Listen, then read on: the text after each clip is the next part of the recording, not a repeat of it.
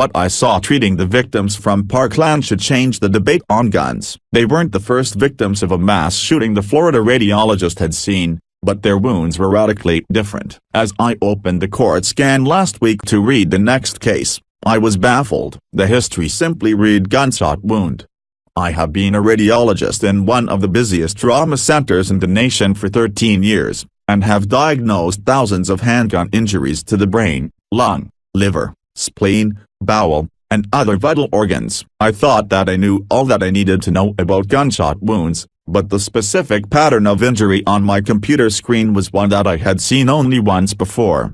In a typical handgun injury that I diagnose almost daily, a bullet leaves a laceration through an organ like the liver. To a radiologist, it appears as a linear, thin, gray bullet track through the organ. There may be bleeding and some bullet fragments. I was looking at a court scan of one of the victims of the shooting at Marjorie Stoneman Douglas High School, who had been brought to the trauma center during my call shift. The organ looked like an overripe melon smashed by a sledgehammer, with extensive bleeding. How could a gunshot wound have caused this much damage? The reaction in the emergency room was the same. One of the trauma surgeons opened a young victim in the operating room, and found only shreds of the organ that had been hit by a bullet from an AR-15, a semi-automatic rifle which delivers a devastatingly lethal, high-velocity bullet to the victim. There was nothing left to repair, and utterly, devastatingly, nothing that could be done to fix the problem. The injury was fatal. A year ago, when a gunman opened fire at the Fort Lauderdale airport with a 9mm semi-automatic handgun,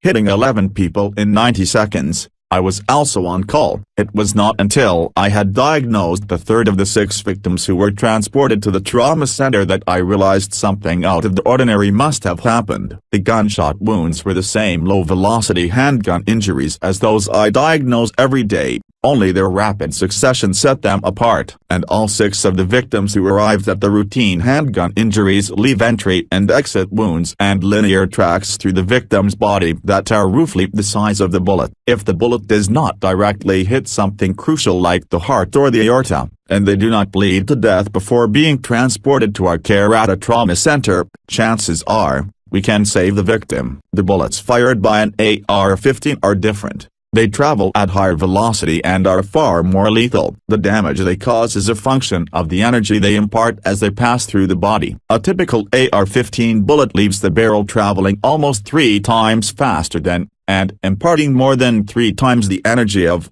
a typical 9mm bullet from a handgun. An AR-15 rifle outfitted with a magazine with 50 rounds allows many more lethal bullets to be delivered quickly without reloading. Hospital that day survived.